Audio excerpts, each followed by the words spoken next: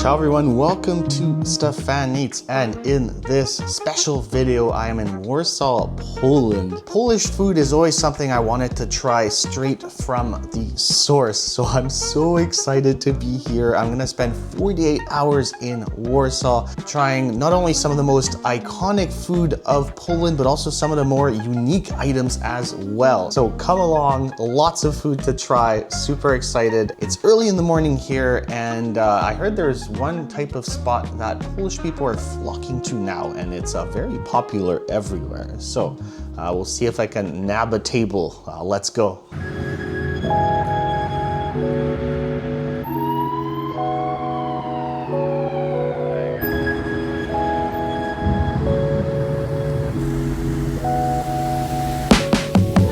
Our first spot, I thought I was coming here early to avoid the lunch crowd. No, giant lineup. This place is probably one of many that have become super popular in Warsaw and in Poland recently. This is called a Mleczny. The first one was opened in 1896. And it was created to pretty much give people very cheap food, normally based off of dairy, because mleczny, I think, is milk in Polish, but also to give people cheap vegetarian meals as well. Of course, as the years passed, it turned into a staple kind of restaurant where people could get cheap meals. Enter communism, and a lot of these spots were then transformed into kind of communist commissaries. What's very interesting is in 1989, of course, with the fall of communism and the fall of the USSR, these places really declined until recently. Apparently, these places have now popped up again with huge popularity, kind of like the bouillon in France, and they're back now. And what's cool is they're mostly private, but they do get some subsidies from the government to keep prices cheap. So I've gone to my first one here, and the first thing I noticed is I didn't understand anything. The menu was full on Polish, and they did not speak any English at the counter. So like an idiot, I went up there, I was like, and then she was like, and I was like, what's good? And she's like, schnitzel?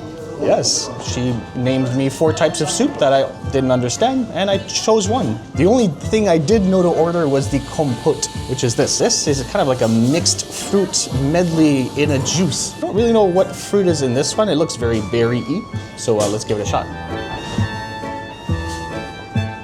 It tastes like a fruit syrup you mix with water. Might be what it is. This soup, I was kind of just fiddling around with it and filming, and all of a sudden, this giant piece of egg just puts itself into my spoon. So kind of cool. I think there's salmon in here. I really don't know.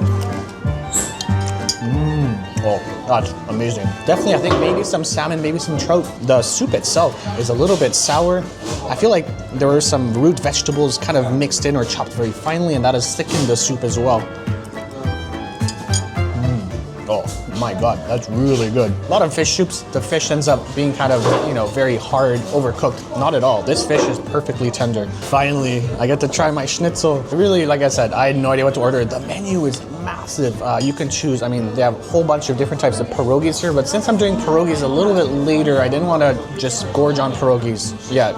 Maybe I should though. According to many people too, these are the best places to get pierogies because they have lots of different flavors and they're always really delicious. And honestly, I'm watching people. A lot of people are grabbing the pierogies to go. And that looks like a pretty solid option. We might do the same thing. Okay, let's try the schnitzel by itself first. You get a choice of 2 salads and then you can put it on potatoes. For a piece of schnitzel that's been kind of sitting out for a little while, that's really tender still. I've had schnitzel in Vienna before, and it's always very dry. I'm always never wowed by it. This one's thicker, so you keep the juiciness of the meat. Let's try a bit of this potato that's underneath. I'm expecting big things, potato-wise, on this trip. So yeah, that's a good first taste. And then yeah, you get a choice of 2 different salads. This is, I think, I'm not sure what this is. Very refreshing. A hint of like horseradishness. Very, very simple. Pretty much just grated daikon. It's great. Okay, and this must be the beets, the grated beets, of course. Oh, to go with the schnitzel, that's just perfectly stunning. First of all, the earthiness of the beets, and then just very citrusy. The beets are partially cooked, but just have a bit of texture still. Oh, that's freaking delicious. I think this is the bite right here with a little bit of that beet salad.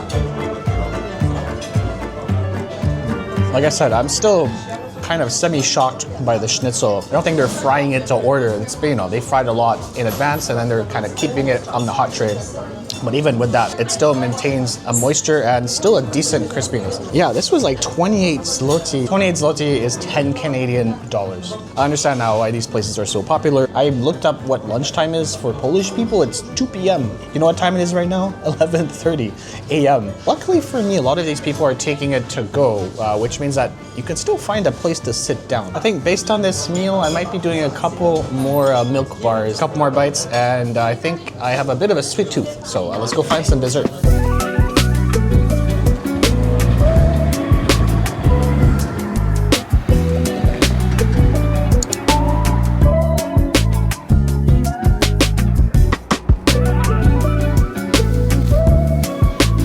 I heard some good stuff about this little bakery over here. I think this one has marzipan and some plums. And like I said, don't really know the name.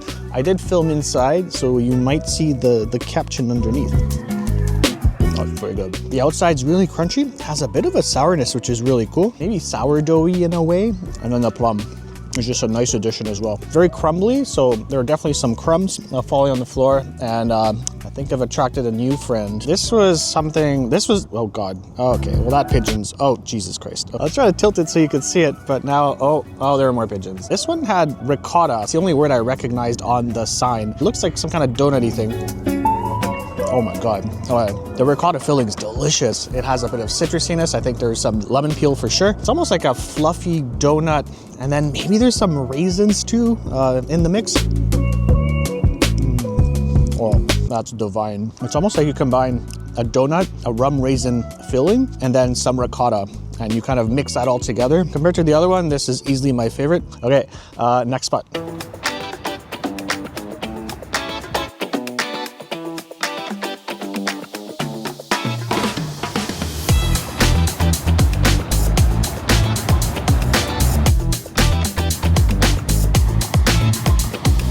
Second Mleczny. This place is a little bit easier because they actually have touch screens and they have 3 languages. They have Polish, English, and Ukrainian, which is kind of cool. Well, Ukraine is next door. Actually, if you do look at Ukrainian food, there are lots of similarities, including the one dish that I have ordered here. This is a cabbage roll.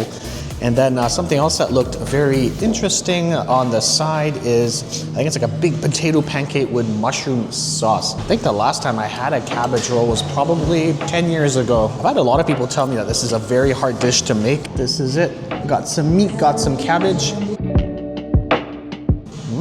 First of all, the pork is very dense. What's really cool and probably different to other cabbage rolls that I've had is the cabbage is very thick.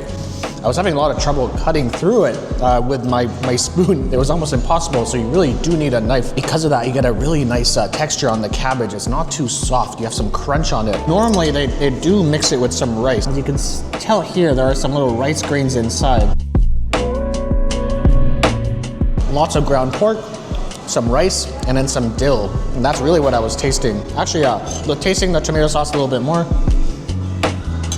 It almost tastes like Campbell's tomato soup. A little bit better though, of course. If they knew what Campbell's soup was and I would compare this sauce to that, might be a little babushka coming out and coming after me with a rolling pin. You never know. The other thing that looked really cool was, of course, this giant potato pancake. And of course, had to get the sour cream on the side.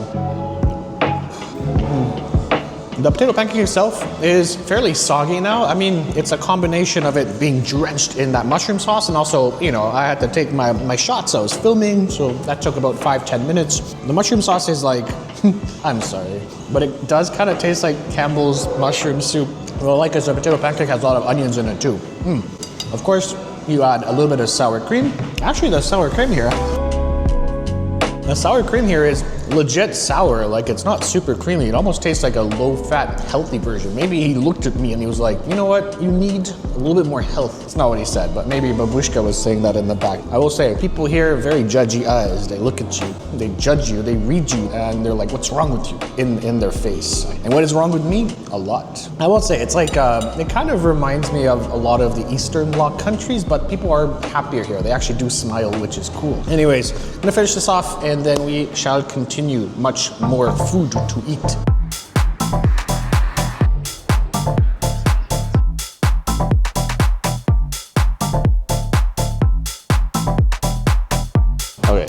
couldn't hold off any longer. It is pierogi time. Of course, probably the biggest export of this whole region to the rest of the world. Pierogies, super famous, of course. And I've come right to the source. If you go to most milk bars, they have a huge selection of pierogies, but I've decided to go for a cool little spot, a little bit on the outskirts. This spot is really cool because as soon as I walked in, they're literally making, hand making the pierogies right there. The other thing too that's I didn't really notice before is the kind of cool little rivets when she's folding them over. But at the end, she kind of uses her thumb and pushes it in.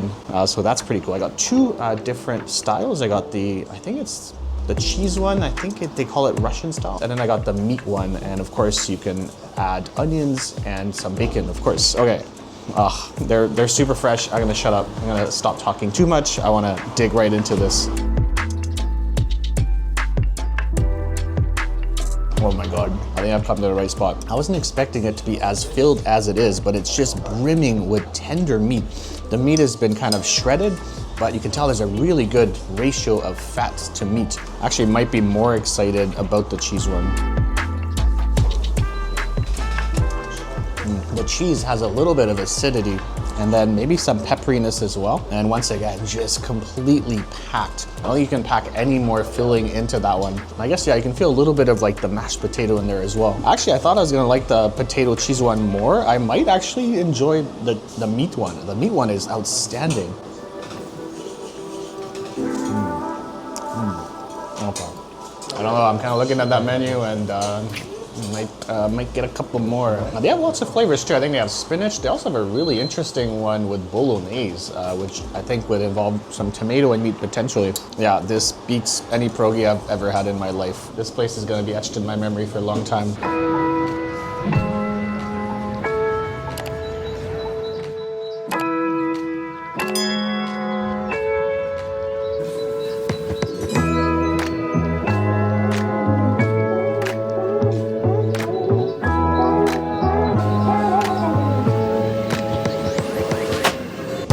As most of you know, Poland has a giant coastline along the Baltic Sea, which means that you're going to find lots of seafood as well. Of course, thinking Baltic Sea and seafood, what's the fish that commonly comes to mind? Well, herring, of course. When people think of herring, they think of Nordic countries, but Poland has a long history of herring as well in multiple dishes. Because of this, I have quickly stopped at this cool little seafood spot. They have a whole bunch of chilled seafood. You can also buy fish, but also you can get sandwiches, soups, and I've gone for kind of a unique dish, which is a pickled herring sandwich. Very, very simple. It just grabs a big piece of pickled herring, some red onions, and of course, just a huge amount of dill, and then just bam, right inside of a bun. There's some kind of like a chunky, tartar looking sauce at the bottom. I actually kind of grew up with pickled herring because my mom really loved it. So it's a thing that I'm kind of used to. And we used to have roll mops as well, which is a thing you can surprisingly still find in Canada in like supermarkets, probably in the old person section.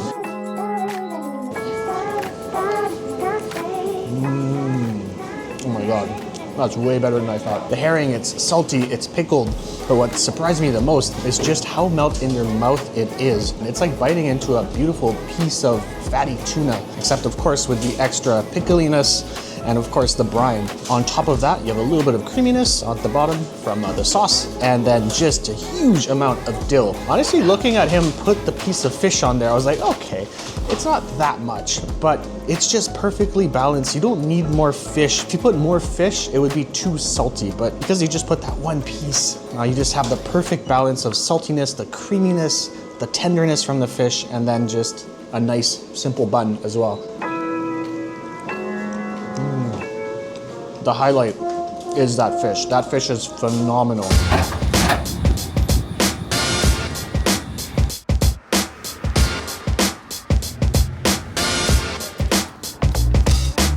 First dinner spot, and this is really cool. This is a dish I've been kind of looking for, and this restaurant specializes in it.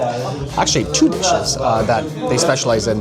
The first one is called Flaki, and what it is pretty much a beef tripe soup. and it's just a whole bunch of veggies. It is very hearty. Now this place actually is pretty unique. Kind of serve it in these containers, almost like you're gonna eat some jam. It's a kind of a cool presentation. And then the other dish that we have is a dish I've wanted to try for a very long time. A lot of people know about pierogies. Not that many know about Pyzy. Correct me please. I don't know how to say it. These are actually potato dumplings. I think the outside is kind of like mashed potatoes and flour, and then you can either stuff it or just leave it like that. The topping is kind of unique. You have beef liver, and I think it's stewed in apple and raspberry, I think, which is also very unique. Okay, I'm gonna try the tripe soup first of all, and it looks very, very hearty. Oh my god. I was gonna get a third dish because it looked kind of cool. It was beef tongue in horseradish jelly. That sounded really cool, but I do want to go to one more place, so I want to keep a little bit of belly space.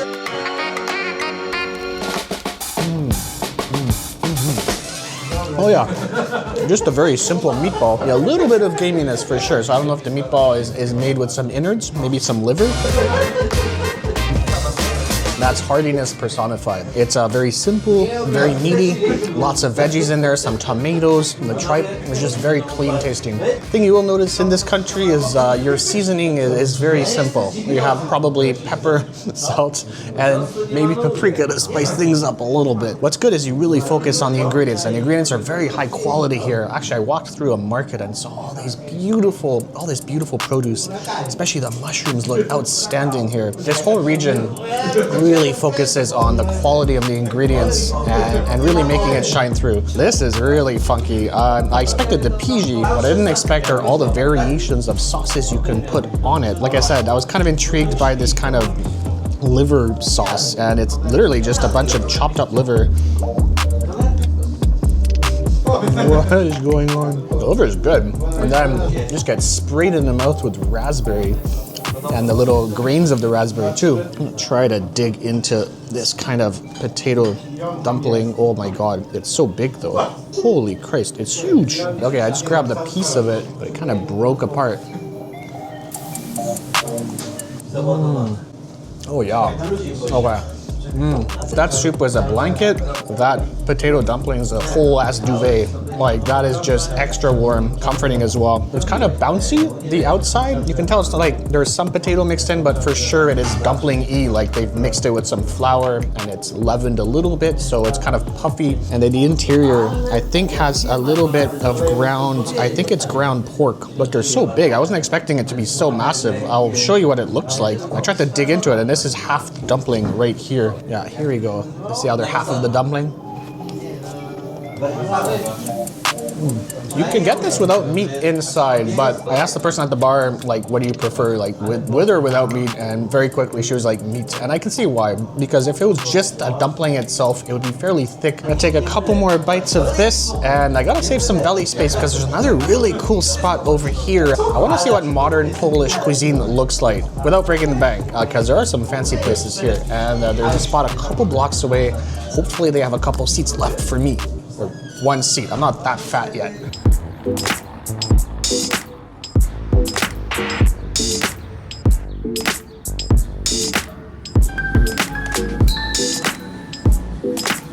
I had a plethora of options for a little bit higher end dining of Polish cuisine, but luckily this spot caught my attention, fairly close to the last spot I just ate at. And the menu looks really cool. Don't have that much more space in my belly, so just got a couple of dishes, but the two dishes I did get, I'm very excited about. First thing that has shown up is beef tartare. Now this is actually a very traditional dish as well in Poland, but this one, they've spruced it up just a little bit with some lovage oil, some pickled chanterelles. Shout out to my mom, the OG of lovage. Made me eat it as a kid all the time. Put it in salads, I hated it. But as part of oil, it's good. Just in salad, it's a bit much. Lovage is something that people really weren't eating that much of until recently, and now it's finally in the fine dining circuit. And there's one more thing. What was it again? Oh yes, oh cool. Polish lard, and I forgot what the name is, but Polish lard is very, very famous, and they use it on top of pierogies, on top of many dishes. It's almost like these little crispy pork belly bites. Of course, it doesn't come with bread, so you have to get the bread on the side, and it looks really good. There's a sourdough bread, kind of cultured butter, that's what they call it now. Let's try the tartare by itself, just the meat. Oh my God, yes. There's almost a sweet note to it, and I don't know really where that's coming from. The meat itself is not very compact. It's almost fluffy. The lovage is very faint, because lovage can be very bitter. I'm gonna try the pickled chanterelle now. Oh, okay. Now I know where the sweetness is from. It's from the pickled chanterelle. That really gets into the dish. Let's put some butter on this beautiful bread, and then put some of this tartare on there.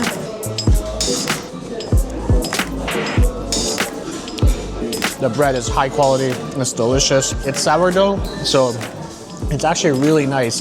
Because I'm gonna be a little bit honest, I feel like the pickling liquid is a tad on the sweet side for me for the chanterelle, but as soon as you put that with the sourdough bread and the butter, it kind of mellows it out a little bit and it calms it down. So if you're getting the tartare, get the bread, because that's really where you get the fusion combination, and it's just perfectly balanced. Big props for using lovage, of course. And also, yeah, you're always going to win my heart over with chanterelles. If somebody were to propose to me with a big kind of bouquet of flowers, I would say, na na na, bouquet of chanterelles, please. The next dish is crawfish. And I was expecting like a plated crawfish dish, and then it comes and it's, no, just a bunch of boiled crawfish on a plate with some garlic emulsion.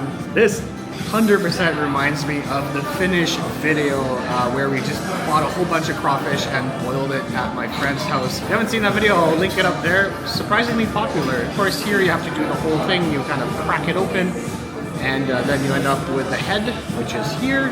Crawfish normally looks super massive, and then you're very excited, and then you kind of pull them apart, and then it's literally the size of like a very small shrimp. Sometimes you can suck the juices out. Okay, a little bit of brininess. Yoink. This one's very simple. I think they just boiled it, maybe with some salt, maybe not. And then, of course, just the garlic emulsion in the middle. And that's pretty much it. A very simple dish. And our dessert is fairly unique. It's a flan made with a special type of cheese. They call it Rudy cheese on the menu, and the waiter described it as kind of like a raclette cheese, but of course from Poland. And then, of course, some sea buckthorn.